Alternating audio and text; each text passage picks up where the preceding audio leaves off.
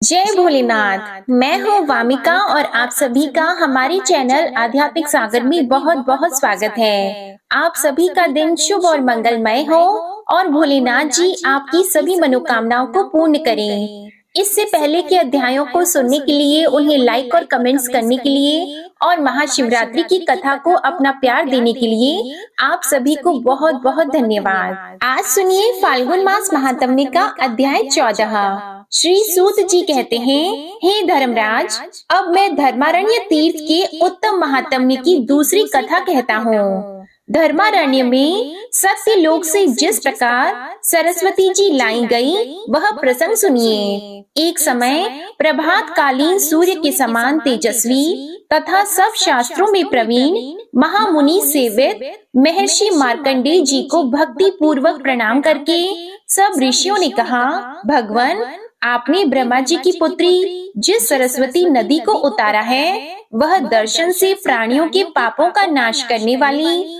और पुण्य देने वाली है। उसके महात्म्य का वर्णन कीजिए। तब मार्कंडेय जी बोले, ब्राह्मणों, मैंने शरणार्थियों को शरण देने वाली सरस्वती देवी को भाद्रपद मास के शुक्ल पक्ष की पुण्यमयी द्वादशी तिथि को धर्मारण्य के अंतर्गत द्वारावती तीर्थ में उतारा था। द्वारावती तीर्थ मुनियों और गंधर्वों से सेवित है। उक्त तिथि को उस तीर्थ में पिंडदान आदि करना चाहिए। उसमें पितरों को दिया हुआ अक्षय होता है और श्राद्ध कर्ता भी उसके पुण्य फल को प्राप्त होता है। यह महत्वपूर्ण उपाख्यान पापों का नाशक एवं पुण्यदायक है। पवित्र वस्तुओं में पवित्र और महापातकों का निवारण करने वाला है। सरस्वती जी का जल समस्त मंगलों के लिए मंगल कारक और परम पवित्र है। प्रभास तीर्थ के मध्य में सरस्वती का जो पुण्यमय जल है, वह क्या ऊपर के लोकों में सुलभ है। सरस्वती का जल मनुष्यों की ब्रह्म हत्या को भी दूर करता है। सरस्वती में स्नान और देवता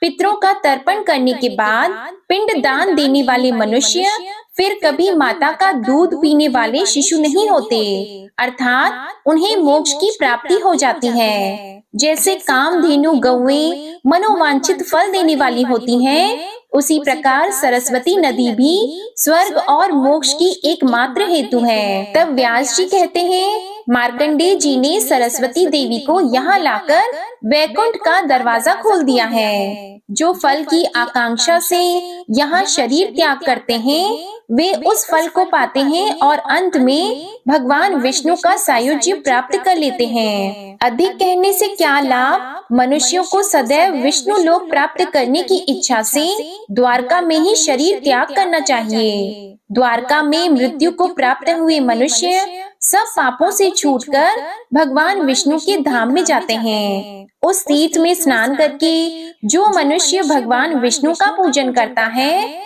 वह सब पापों से मुक्त होकर विष्णु धाम को जाता है। वह सब तीर्थों में उत्तम तीर्थ है, जहाँ साक्षात श्री हरि निवास करते हैं और उस तीर्थ में रहने वाले मनुष्य के सब पापों को हर लेते हैं। द्वारका तीर्थ मोक्ष चाहने वाले मनुष्यों को मुक्ति देने वाला, धनार्थियों को धन देने वाला तथा आयु, सुख एवं संपूर्ण मनोवांछित फल प्रदान करने वाला है। जो मनुष्य वहाँ एकादशी में उपवास करके श्राद्ध करता है, वह नरकों से सब पितरों का उद्धार कर देता है। वहाँ द्वारका के समीप मार्कंडेय जी से उपलक्षित एक गोवत्स नामक तीर्थ है, जो पृथ्वी में सर्वत्र विख्यात है। उस तीर्थ में जगतपति उमाकांत भगवान शिव गाय के बछड़े के रूप में अवतीर्ण होकर स्वयंभू लिंग रूप से विराज रहे हैं। पूर्व काल में बलाहक नाम के एक शत्रु विजयी राजा थे, जो महान बलवान और भगवान शिव के परम भक्त थे।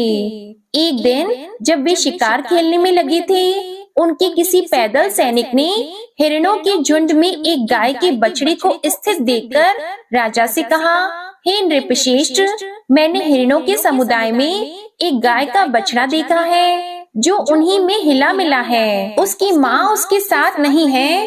राजा ने उस नौकर से कहा, तू मुझे उस बछड़े को दिखा तब उस पैदल सेवक ने वन में जाकर राजा को वह बछड़ा दिखाया। उस समय पैदल सैनिकों के भय से हिरणों का वह झुंड पीलू वृक्ष की झाड़ी की ओर भागा। तब गाय का बछड़ा भी उसी ओर चला। राजा उसे पकड़ने के लिए झाड़ी में घुस गए और ज्यों ही उसे पकड़ने लगे त्यों ही वह उज्जवल शिवलिंग के रूप में परिणत हो गया। यह देखकर राजा को बड़ी हैरानी हुई। वे सोचने लगे, यह क्या बात है। तब तक उस शिवलिंग के मध्य भाग में उन्होंने गाय के बछड़े को स्थित देखा।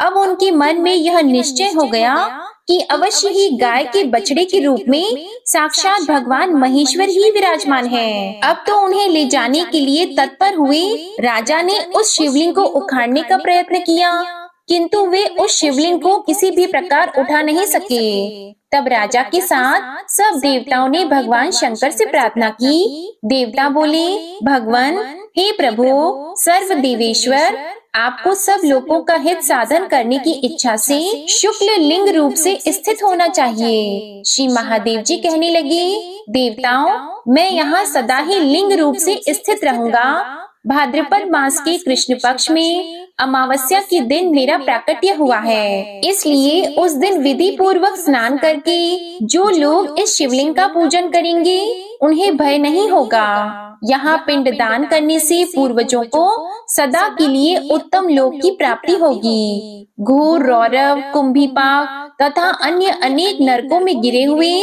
अथवा पशु पक्षियों की योनि में पड़े हुए जो पितर हैं, उन्हें यहाँ एक बार पिंडदान करने से अक्षय गति की प्राप्ति होती है। इसके बाद राजा बलाहक ने सब देवताओं के पास उस शिवलिंग को स्थापित किया और लोकहित की कामना से अनेक प्रकार के दान दिए। जब तक वे उस लिंग की पूजा करते रहे तभी तक साक्षात भगवान शिव भी वहां आ गए। भगवान शिव ने कहा, जो मनुष्य आज की रात में श्रद्धा और भक्ति से इस देवेश्वर शिव की पूजा करेंगे उन्हें अक्षय पुण्य की प्राप्ति होगी। जो गीता शास्त्र का पाठ करते हुए जागरण करेंगे वे मनुष्य अपनी 101 पीढ़ियों का उद्धार कर देंगे। यह देवाधिदेव भगवान शिव का अद्भुत लिंग है। जो मनुष्य भक्ति पूर्वक इसका महात्म्य सुनता है वह सब पापों से मुक्त हो जाता है। गोवत्स नाम से विख्यात शिवलिंग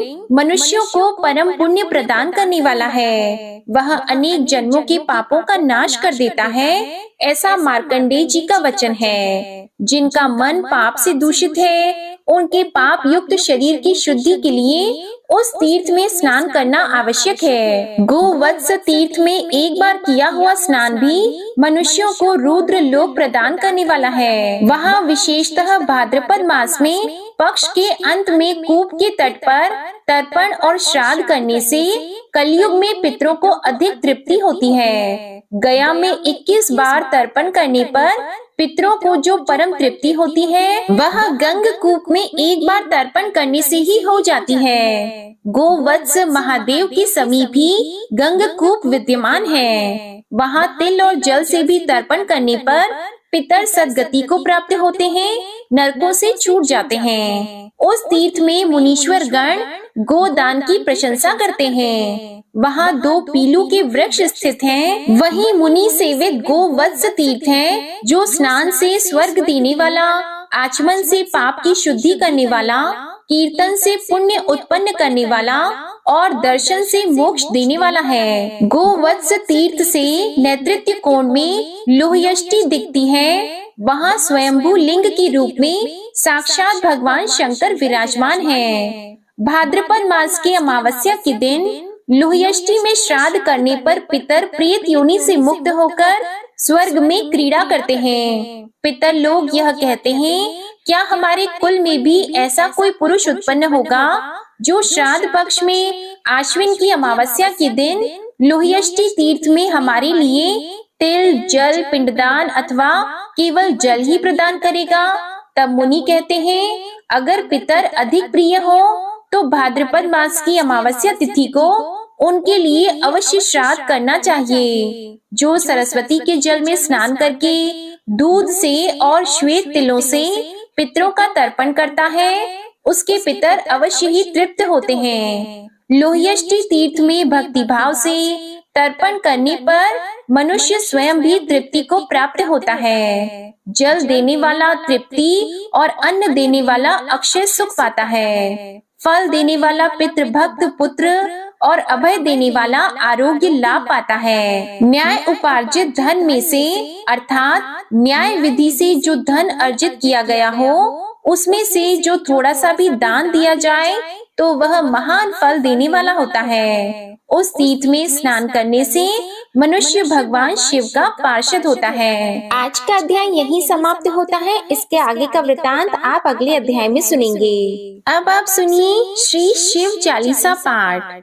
श्री गणेश गिरिजा सुवन मंगल मूल सुजान, कहत अयोध्या दास तुम देहो अभय वरदान। जय गिरिजापति दीन दयाला, सदा करत संतन प्रतिपाला।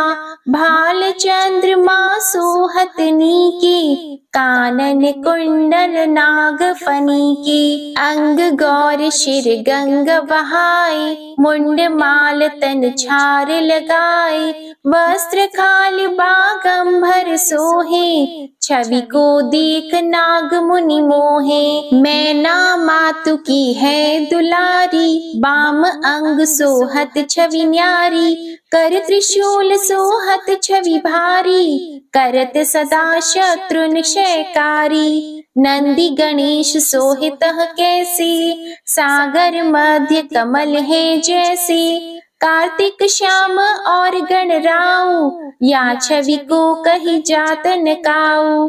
देवन जब ही जाए पुकारा, तब ही दुख प्रभु आप निवारा। किया उपद्रव तारक भारी, देवन सब मिली तुम ही जुआरी। तुरत षडानन आप पठायहु, लव निमेष महामारी गिरायहु।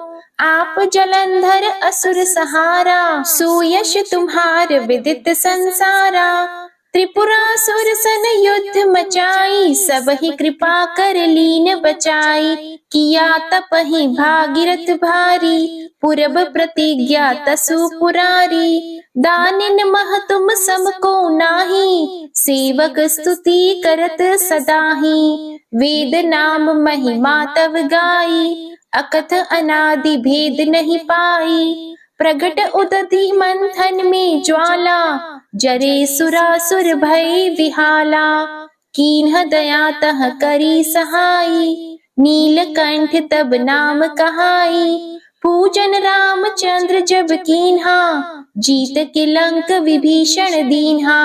सहस कमल में हो रहे धारी, कीन्ह परीक्षा तब ही पुरारी। एक कमल प्रभु राखे जोई, कमल नयन पूजन चह सोई। कठिन भक्ति देखी प्रभु शंकर, भय प्रसन्न दिए इच्छित वर।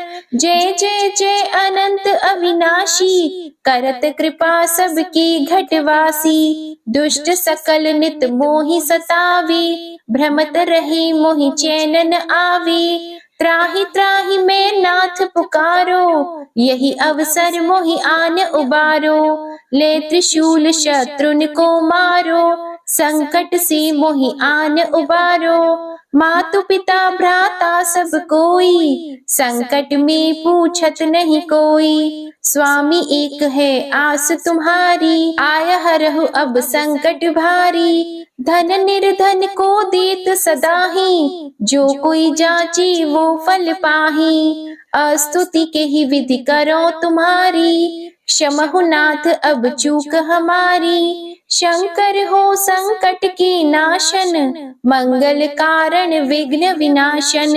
योगी यति मुनि ध्यान लगावी, नारद शारद शीश नवावी। नमो नमो जय नमो शिवाय, सुर ब्रह्मादिक पारन पाए। जो यह पाठ करे मन लाई, तापार होत है शंभु सहाय। ऋण के हो जो कोई अधिकारी, पाठ करे सो पावन हारी। पुत्रहीन कर इच्छा कोई, निश्चय शिव प्रसाद तेहि होई। पंडित त्रयोदशी को लावे, ध्यान पूर्वक होम करावे। त्रयोदशी व्रत करे हमेशा, तन नहीं ताकी रही कलेशा, धूप दीप नैवेद्य चढ़ावी, शंकर सम्मुख पाठ सुनावी, जन्म जन्म के पाप नसावे, अंतवास शिवपुर में पावे, कहे अयोध्या आस तुम्हारी, जानी सकल दुख हरहु हमारी, नित नेम कर प्रातः ही, पाठ करो चालीसा, तुम मेरी मनोकामना, पूर्ण करो जगदीश, मगसर छठी हेमंत ऋतु, संवत 64 जान, स्तुति चालीसा शिव ही, पूर्ण कीन कल्याण। शिव चालीसा समाप्त होती है। प्रेम से बोलिए भगवान भोलेनाथ की जय। आज की कथा पसंद आए तो वीडियो को लाइक करके चैनल को सब्सक्राइब करिएगा और कमेंट में भगवान भोलेनाथ जी की जय जरूर लिखिएगा। इसी के साथ आज आप हमारे चैनल पर महाशिवरात्रि की पूजा विधि और महाशिवरात्रि की व्रत कथा का वीडियो भी जरूर देखिएगा। जय भोलेनाथ।